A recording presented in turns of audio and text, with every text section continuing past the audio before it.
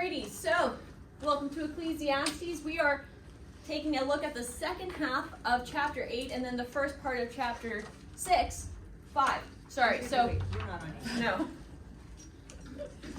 You know what's really funny is that I was about to say 9, and I'm like, no, it's chapter 6. And so, you know, second half of chapter 5. I can't. We're going. All right. So, recap. The recap from last week. So we were talking all about worship and worship. In the context of worship, we need to be fearing God, and we took a look at several ways in which we can do that. And as we slide into this next section, again, the transition is pretty abrupt. There are no great transition phrases. There is no sort of. It just breaks. You're like, new topic. However, what we are going to see is that we're starting to look at how not everybody does fear God. So what does that look like in a world that is Hebel? And remember, we talked about that. That's one of our key words, Hebel, and it has that range of meaning where life is short, life is fleeting, it's insubstantial, and it's in some cases it's empty. We have the sense of futility, and overall the sense of vapor. It's like you can't really grasp it. And then on sort of the other end of the spectrum, you have the fact that life can be frustrating and, in fact, foul even, and hard to understand. And so that's the sort of range of meaning that we're looking at when we see this word Hebel. So what does it look like when not everybody fears God in a Hebel world? So we're going to dive into this new section here, start in verse 8 of chapter 5. That is correct. Verse 8 of chapter 5. If you see in a province the oppression of the poor and the violation of justice and righteousness, do not be amazed at the matter, for the high official is watched by a higher, and there are yet higher ones over them. But this is gain for a land in every way, a king committed to cultivated fields. The first thing I want to highlight is that this is a return to the theme that we see in chapter 4, verses 1 through 4, that there is oppression again. So we're going to see several times in this section that Kohelet is revisiting those themes. And again, this is typical of literature in this time, the Hebrew literature. Whenever they're making arguments, it's not just a linear argument, they're making these circles, and he's revisiting these themes and continuing to develop his argument. And what he's saying here is don't be surprised whenever you see this. This should not be shocking to us in this world that things are not the way perhaps that we would like them to be, especially as we think about government. Guys, there's so much governmental corruption out there.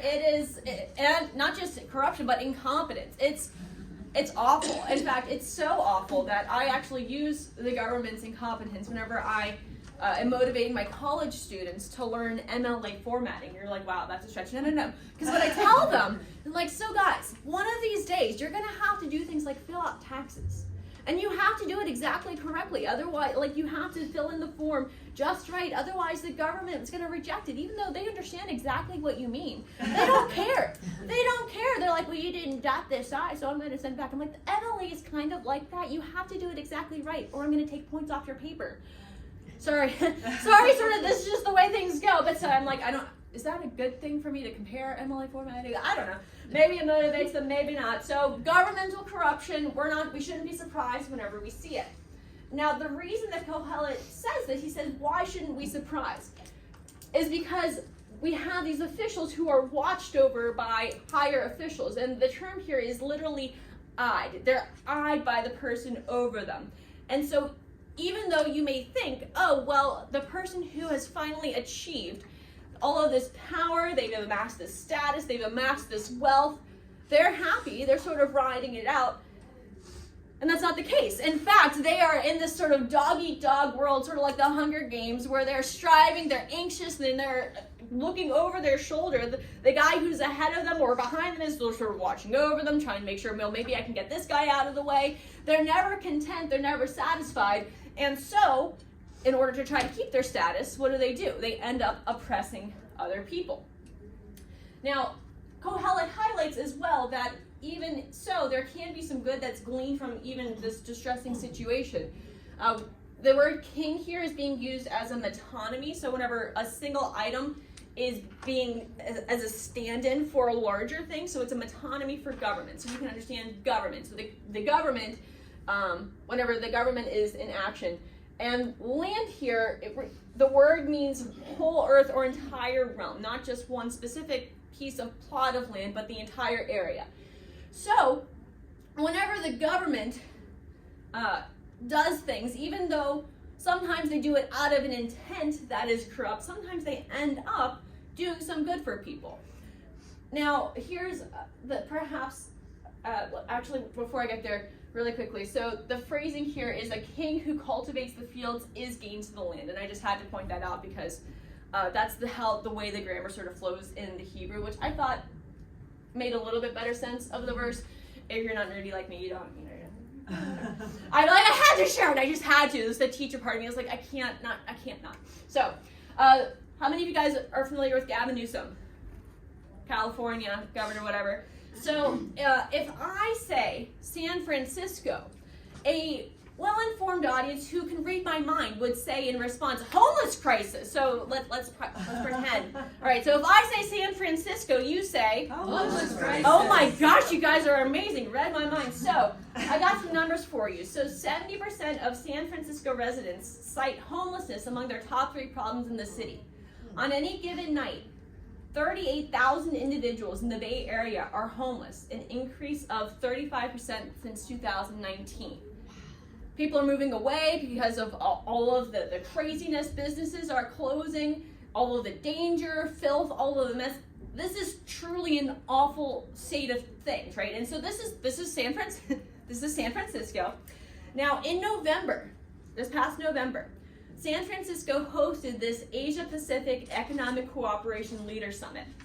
What was that about? I don't know, whatever. So all of these foreign dignitaries are coming in to talk about who knows what.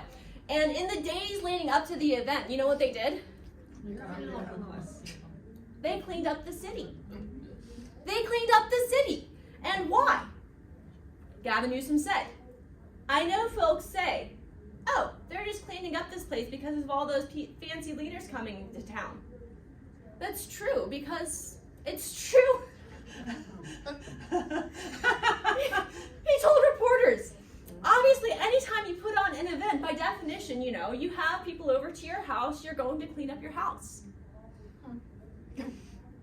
So, by his very words, does Gavin Newsom care about either the homeless or the residents of San Francisco? No.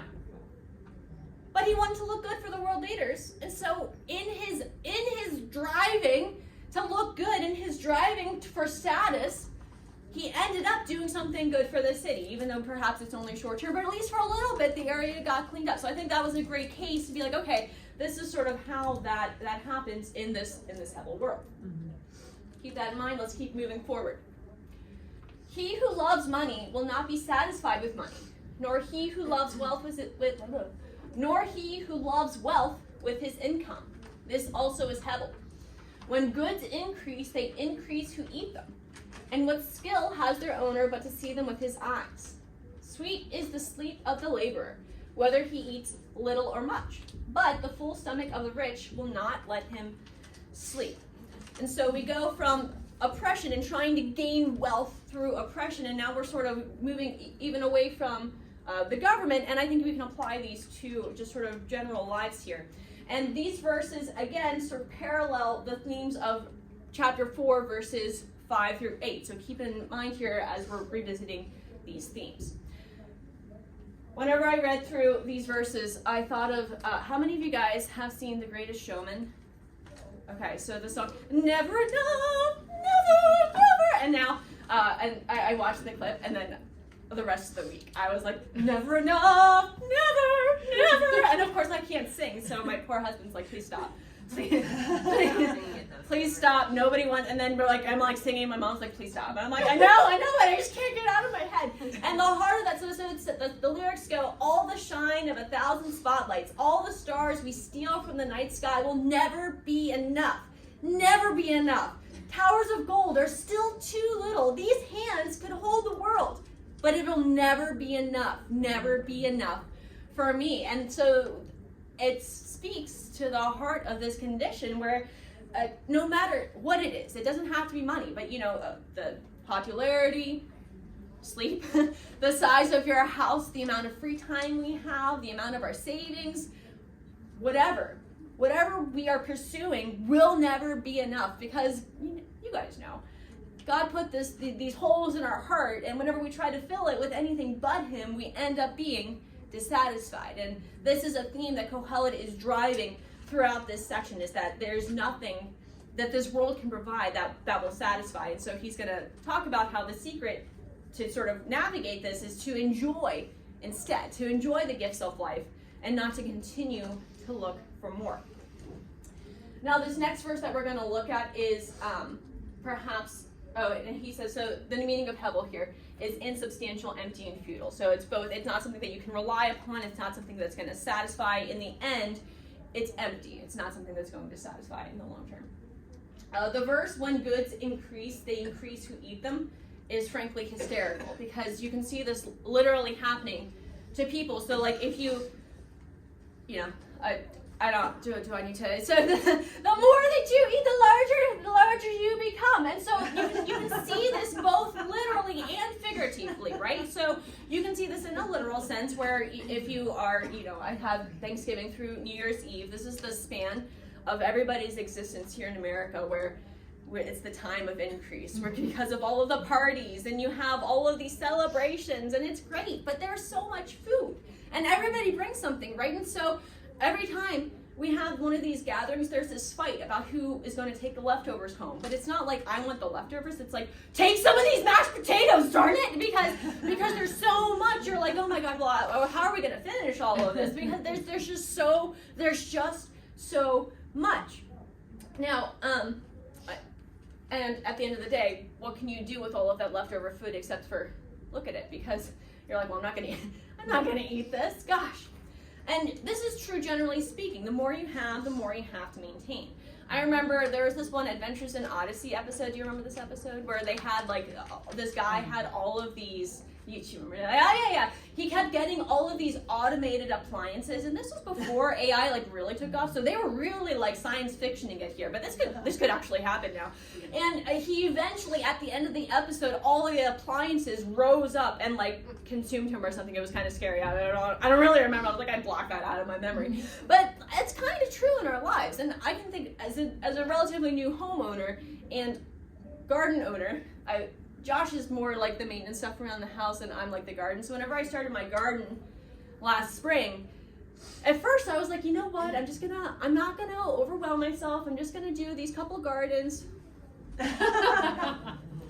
Well, those couple of gardens is actually quite a bit of work, because you have to plan which flowers you're going to do, and then you have to plot out where the flowers are going to go in the beds, and that's before you did any prep work on the beds, right? So you had to get all of the old mulch out, you had to weed it, and then you had to re-weed it, because in the time that you spent planting and picking everything, all the weeds had come back up, and then you actually planted stuff, but I didn't have enough time to do it all in one fell swoop, so I had these poor petunias that are just drying up. I'm like, no, please look! And then you have to weed again, and then you have to water, and then you have to weed again, and then you have to water, and then you're like, oh my gosh, I have to mulch. And it was a lot of maintenance, right? And then eventually I was like, I give up, and they actually just kept growing, and I was like, fabulous, amazing, thank you, flower. But generally speaking, the more that you have, the more that you need to maintain. And so at the end of the day, what good do all of this increase in possessions really do for us? Not really anything. For the final line of this verse here, with skill has the owner, but to see them with his eyes. Your Bible probably has the word advantage or something similar, because the word skill can have the meaning of skill or profit. But whenever we see the word advantage, if you've been sort of tracking with our study, you probably think of the word gain and the word yitrom, which is one of those key words that we've been emphasizing. And that's not the word that's used here. The word that's used here is kisron, which is the word that the 2 times it's previously used in Ecclesiastes is actually translated as skill. So I had to, for my own sanity, because I'm doing all this color coding, I'm like, I can't do it. I have to substitute it out. So the meaning is more along the lines of profit or advantage, but that's just for me. Sorry, moving forward. Now, this next set of verses here, the contrast of sound sleep versus fitful sleep. I'm sure all of us could testify to how after a long day of work, regardless of what that kind of work is, whenever you go to sleep at night, you just pass out because you're like, I've put in all of this work and my body's exhausted and now I'm just passing out. On the other hand, so there's a couple of ways you can think about on the other hand. So if you have a lot of money, oftentimes people who have a lot are worried about the responsibility of like keeping it and trying to make more, and so they're anxious, and so their anxious thoughts consume them and keep them up at night. And that's one way you can think about it. But this is also, again, true literally. So it's not just figurative, but it's also literal. So from the Mayo Clinic, eating too much may cause you to feel uncomfortable while lying down. Many people have heartburn. This is when the stomach, you guys know heartburn, so the stomach acid builds up and it's in the tube, and so heartburn may keep you awake. So literally, if you eat too much, you're not going to be able to sleep. And if you are overindulging yourself, and again, it doesn't need to be just the rich. You can be poor and you sort of hoard, and then so this doesn't have to apply just to the rich. It's just sort of generally true that those who are rich have more opportunity for this. And so Kohelet is again pointing out that having more, acquiring all of this, doesn't necessarily lead to profit for you. It's not necessarily a good thing. So the Mayo Clinic has spoken. So Kohelet's saying, hey, wealth and the pursuit thereof are not satisfying as ends in and of themselves. Continuing forward. There is a grievous evil that I have seen under the sun. Riches were kept by their owner to his hurt, and those riches were lost in a bad venture. And he is the father of a son, but he has nothing in his hand. As he came from his mother's womb, he shall go again, naked as he came, and shall take nothing for his toil, that he may carry away in his hand. This also is a grievous evil. Just as he came, so shall he go. And what gain is there to him who toils for the wind? Moreover, all his days he eats in darkness and much vexation and sickness and anger. Really encouraging section for us here. Now, as I was thinking about this, I was like, you know what? This kind of actually does revisit chapter 4, verses 9 through 16. Now, in 9 through 16, we're not talking about wealth. What are we talking about in chapter 4, verses 9 through 16? Friendship, friendship, companionship. And we took a look at how, hey, on the one hand, it's good to have those people in your life. This is a great benefit. But on the other hand, those last couple of verses, we were talking about how popularity in that friendship is what? It's fleeting. It's not reliable. It's not something that you can build your life upon because it's not necessarily going to be there the entire time. And so I was like, oh, we're starting to talk about how wealth is also fickle. I'm like, oh, we're visiting the thieves again. This is great. And so, I don't know why. Oh, that's fine. Okay. I was like, where's my next thing? Why do I have it twice? No, it's good. Now, as we take a look at these verses here, so there's a grievous evil that I've seen under the sun. Riches were kept by their owner to his hurt, and those riches were lost in a bad venture. I've seen people in commentaries split those verses into two separate scenarios that they're looking at. So on the one hand, somebody hoarded their wealth, and then on the other hand, riches that were lost in a bad venture. Based on the overall grammar and the structure of this section, I think he's describing a single situation. So we're going to look at this as if this was one situation that he's describing here. So somebody saved up for a strategic but large investment, but for whatever reason, it just didn't pan out. So they lost the wealth to some sort of misfortune or mismanagement. There we go. So I was like, where is it? It's because it's up here. So how many of you guys have read the James Herriot books? None of you, my mother. All Okay, so yeah, all creatures great and small, the Lord God made them. There's this wonderful poem, yeah. So in the book, he tells all of these mostly very heartwarming tales of all of these animals who he gets to visit and helps them to get well, and he's interacting with all these farmers. But in his last book, the second to last story that he tells is a sad one. He tells the story of this factory worker who came from the city and he invested everything that he had earned into pigs. And he was really excited about being a pig farmer, and so he invested in all these pigs, and then almost all of the pigs died from swine fever. And so the farmer was discouraged, but he still was able to sell some of them for like a discounted price, so he was really excited about it. So he ended up completely clearing out the space that he had, rebuilding this brand new pig farm and starting over with a new lot of pigs. However, round 2, there was some problem with the pipes and the pigs all got dehydrated, and then again they almost all died.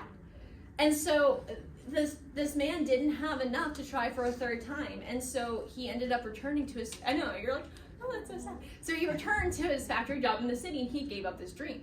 And I was like, oh, that's a picture of the situation, is that he invested it all in this new venture, and he was excited about it, and it wasn't anything that he did that was wrong or bad. It was just the heaviness of life that it took the opportunity from him, and he was like, okay, I'll go back to the city. Most of the stories are good. That's one of like the 3 stories where it's sad, and yet all of the rest of them you walk and you're like, oh, it's so heartwarming. And I think that, so we probably all know people or have experienced personally, you've lost money from a bank, going kaput, just the last year, 5 pretty major banks all failed, and so you probably had money investment in one of those things. And so did those people think that they were investing in some sort of crazy thing, the people who put their money in a bank? No, it's just, again, that heaviness of life, and they still lost everything.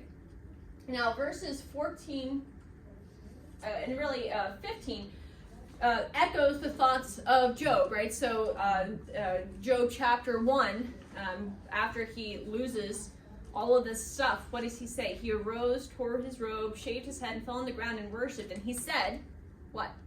Naked I came from my mother's womb, and naked shall I return. The Lord gave, and the Lord has taken away. Blessed be the name of the Lord. And what Kohelet is emphasizing here is, whatever it is, fill in the blank with your it. You can't take it with you. No garden, no house, no special mug, no favorite outfit, no renovated bathroom, none of it. You can't take any of it with you. And so in the context of this whole story here, he's emphasizing that there is no gain. Now we have the word gain. There's no yitron. There is no lasting profit in all of this wealth, because first of all, you could lose it, and secondly, because it's just not reliable. Notice that the phrase "toils for the wind" parallels that phrase that we've been looking at over and over again: chasing after the wind, or pursuing the wind, striving for the wind. It's that same idea, but in this case, I think it's even a little bit more intensified, because if you're chasing, I mean, there's certainly activity involved. But that word toil, remember, that's the word amal. That's the drudgery, the grossness of labor in life. And so not only are you chasing after it, but you're in the depths of struggle going after this thing that isn't going to satisfy, that is so ephemeral that it's like you breathe out in a cold winter day and then it's gone. Can't grasp it. It's not even able to be kept in your hand. It's mere smoke. And this last line, again, is one of the most depressing lines in the book. Don't worry, there's more. But moreover, all his days he eats in darkness, in much vexation, in sickness and anger. And Kohelet is expressing the frustration that at the end, all of this is still frustration and smoke. And so even the person who lives wisely can still end up with nothing. However, right on the heels of this, Kohelet is going to come out with a great exhortation. So keep this in the background of your mind, though, because he's not saying, okay, yeah, but on the other hand, there's all this great stuff. He's saying, even in the midst of all of this frustration, here's what I found. So let's look at our 4th enjoy life refrain. Verse 18. Behold, what I have seen to be good and fitting is to eat and drink and find enjoyment in all the toil with which one toils under the sun, the few days of his life that God has given him, for this is his lot. Everyone also to whom God has given wealth and possessions and power to enjoy them, and to accept his lot and rejoice in his toil, this is the gift of God.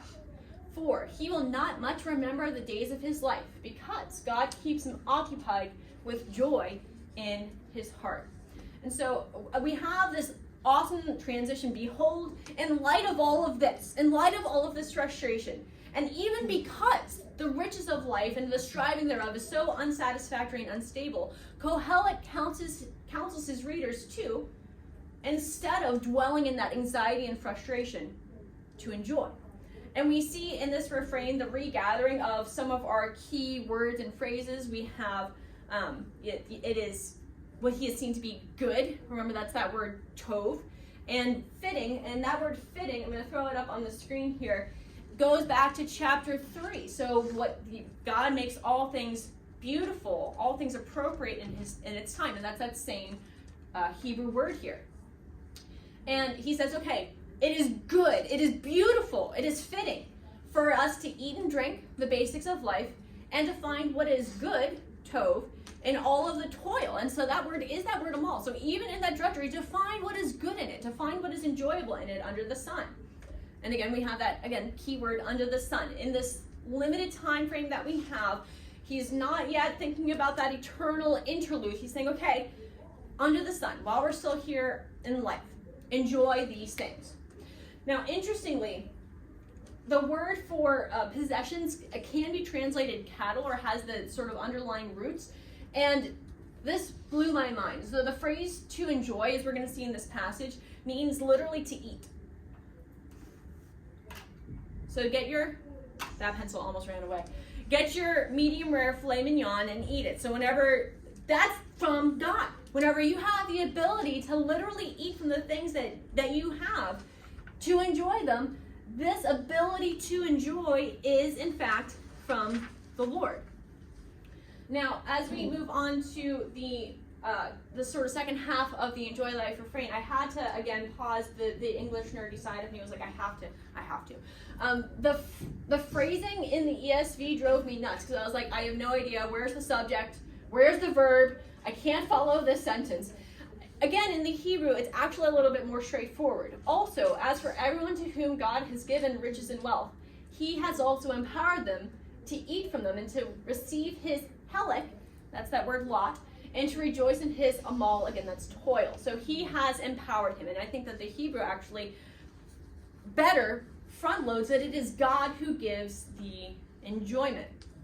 The possessions come from God, but also the ability to enjoy life are grace gifts from God. And in the refrain, too, we notice that Kohelet emphasizes that the days of our life are what? They're few. They're short. And that's that brevity of life. We don't have centuries, just a few years. But in the middle of those years, each moment of goodness that's contained is the lot, that helek, that grace gift that he's given us. And again, he's emphasizing it even more by using the word that is actually translated as gift. Now, in the next section, Kohelet is going to examine situations where God takes away the ability to enjoy the good things of life. We're not quite there yet, though.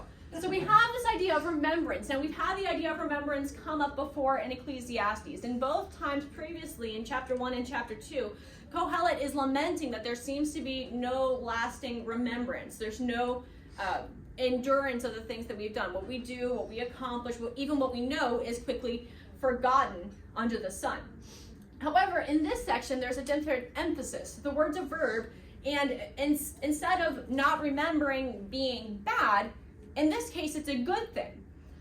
You're not occupied, you're not concerned, you're not sort of in the depths of thinking about all of the things that you're doing in life because you are occupied with joy.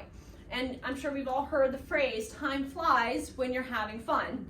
And we can all testify to the experience of whether we're at work and you just really get into the meat of a project, or you're out on, I actually was thinking about vacation, because vacation inevitably, you're like, it's already the second to last day, how did that happen? Because you're not preoccupied with the busyness and the toil of life. And this is what Kohelet is saying. Because of the good gifts of God, you shouldn't dwell on the uncertainty of life. Don't dwell on the anxiety. Instead, appreciate the gifts that God has given to us. Be thankful for where we are and for what we've been given, rather than worrying about what might happen. It's a beautiful Enjoy Life refrain. But now, we move outside of it. We are going to leave the Enjoy Life refrain. We're going to keep it in the back of our minds, but we are moving away from it. So there's an evil that I have seen under the sun, and it lies heavy on mankind. A man to whom God gives wealth, possessions, and honor, so that he lacks nothing of all he desires. Yet, God does not give him power to enjoy them, but a stranger enjoys them. This is Hebel. It is a grievous evil. So now in again, chapter 6, Kohelet is contrasting his counsel of enjoy life to some troubling observations. Now, we've already established previously in Ecclesiastes, so who is the giver of good gifts? God. God is the one who gives us good gifts. We referenced previously James 1, so every good gift and every perfect gift, it comes from God. It's from the Father of lights. And so we know that. We know that all good gifts come from God. And in this particular situation that Kohelet seems to be describing, there's this guy to whom God has provided, and we recognize that Kohelet is highlighting it here, but all throughout, we recognize that nobody can acquire wealth without God actively providing it or allowing it. So we know that God's in the background of all those things. So God gave wealth, possessions, and again, that's that same word that could be translated cattle. So wealth, possessions, and then honor. And now this word honor is interesting. It's the word kabod. And so, or do I speak Hebrew? No, that was not nearly as confident. You're like, you've been using all these Hebrew words. No, I do not speak Hebrew.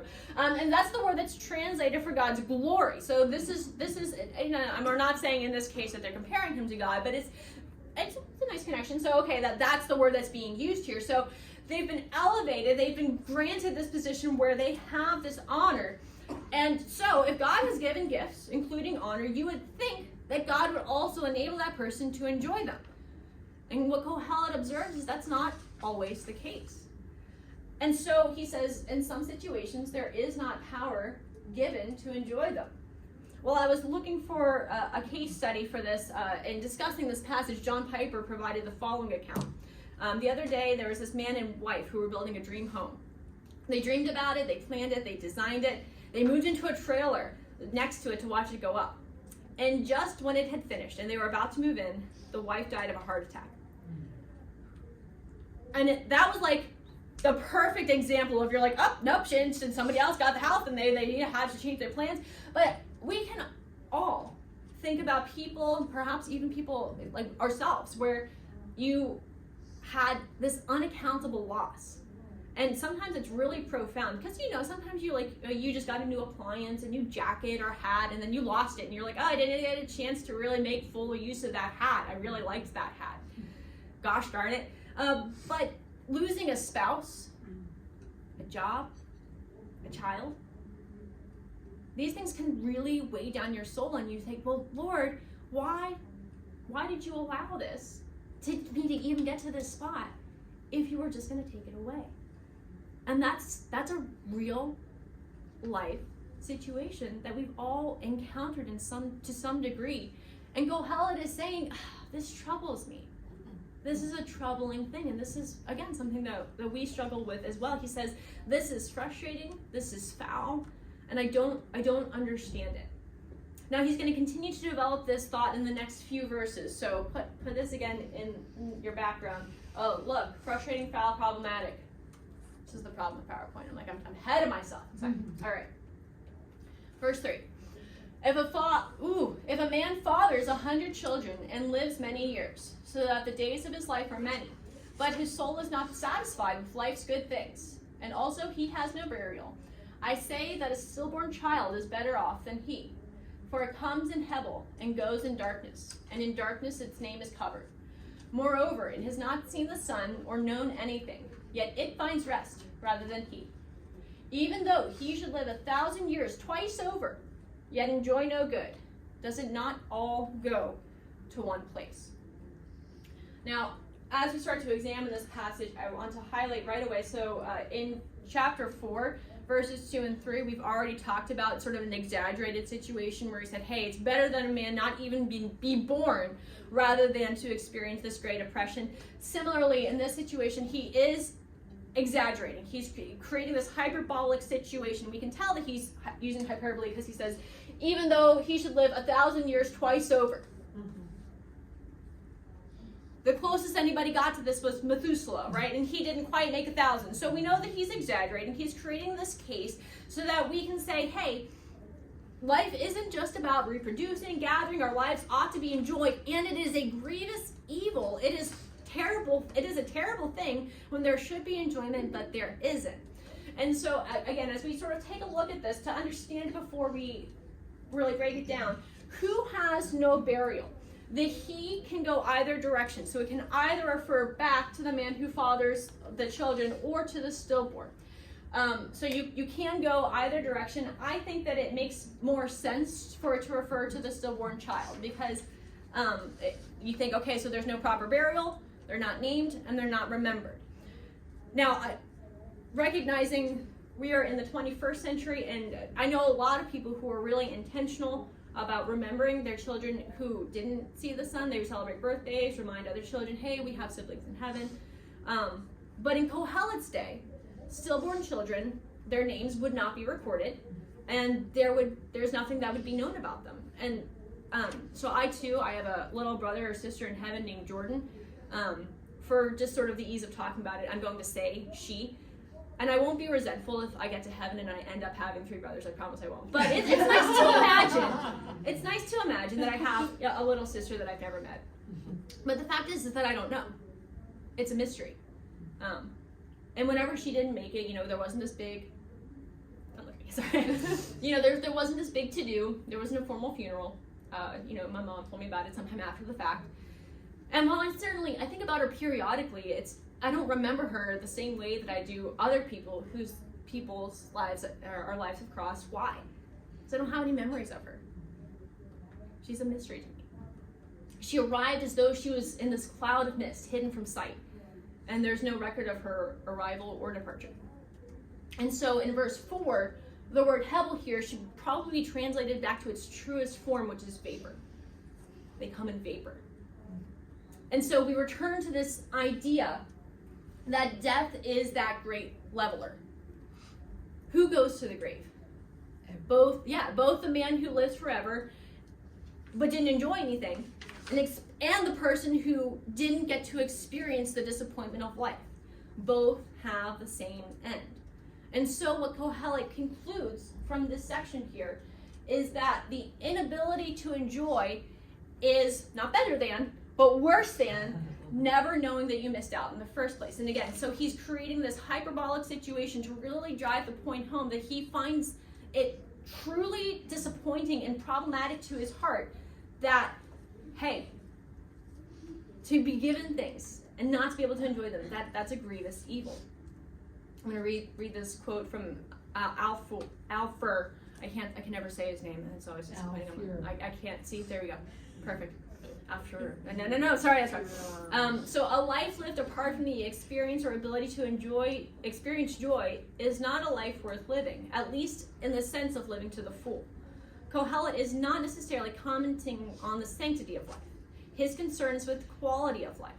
And he sets as a foil the most dire and sad of circumstances to heighten his commendation for enjoyment in the present experience of living. So he's not saying, well, life is just pointless. He's emphasizing how important it is to enjoy life. If God gives us good things, and he grants us the ability to enjoy them, how dare we turn our backs on that? Surrendering our hearts to instead that rat race of scrambling existence that will never be satisfied. And I would say we dare not. Like, whenever God has given us those things, enjoy them. To wrap up this section, 7 through 9, here we go. All the toil of man is for his mouth, yet his appetite is not satisfied. For what gain has the wise man over the fool? And what does the poor man have who knows how to conduct himself before the living? Better is the sight of the eyes than the wandering of the appetite. This also is Hebel, and a striving after wind. Now this verse caps off the subsection of 5:10 through 6:6, and it's going to sort of summarize the themes of part 1 as a whole.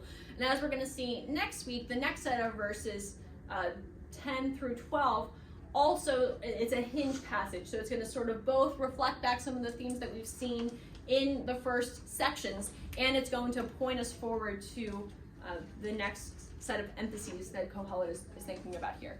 So the first thing that he talks about is that toil is Hebel.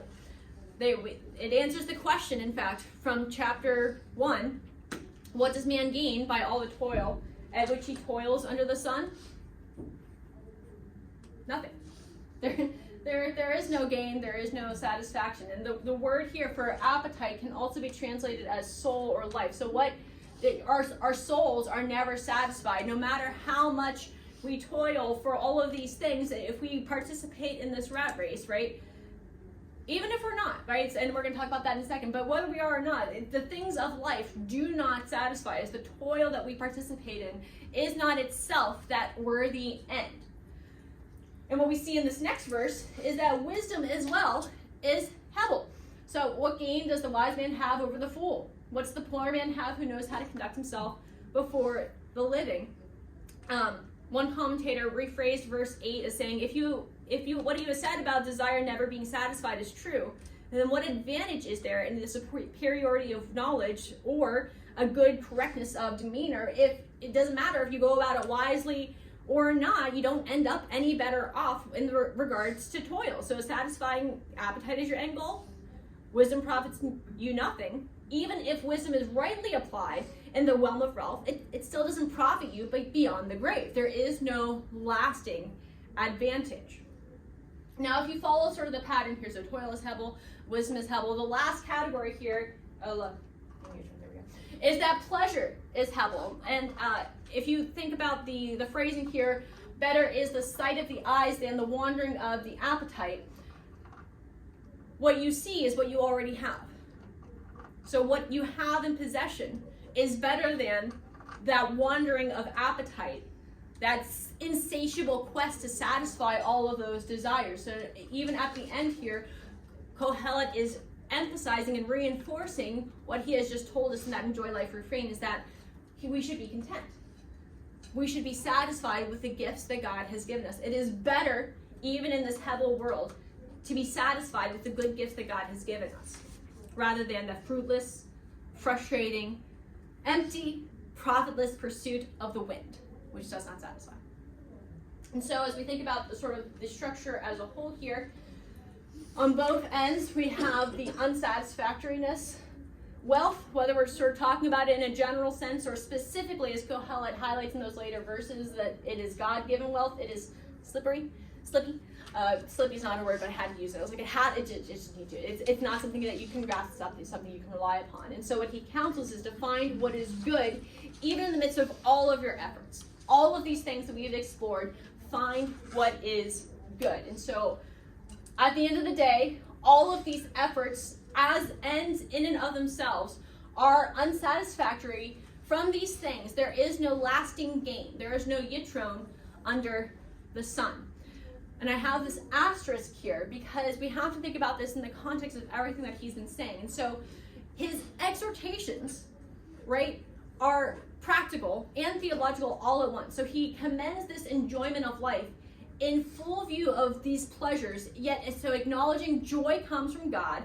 And he's not saying on the one hand, okay, be irresponsible, dive into life, just enjoy pleasure. No, he's not saying that, but it's a balanced wisdom approach based on, so life is being received from and acknowledged by the hand of God.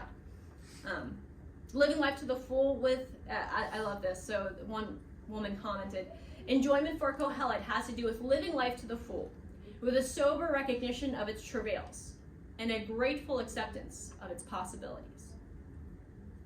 And I think that that's a good place to sort of close out our discussion here. Looking forward to next week. So we've come to the end of part 1, looking at human effort. Next week, we're going to start examining human limitation. We are going to see some overlap of themes. You're going to see some of these things coming up, but it's overall going to be focused on human limitation. If you're doing the work at home, so for hike your own hike, quote unquote, you can do the checkpoint and hit the trail application questions for the section we covered today. And looking forward to next week, if you want to preview the material we're going to cover next week, it's going to be 6, 10 through 12, and 7, 1 through 24. Thank you guys so much for being here. We're done. Woo.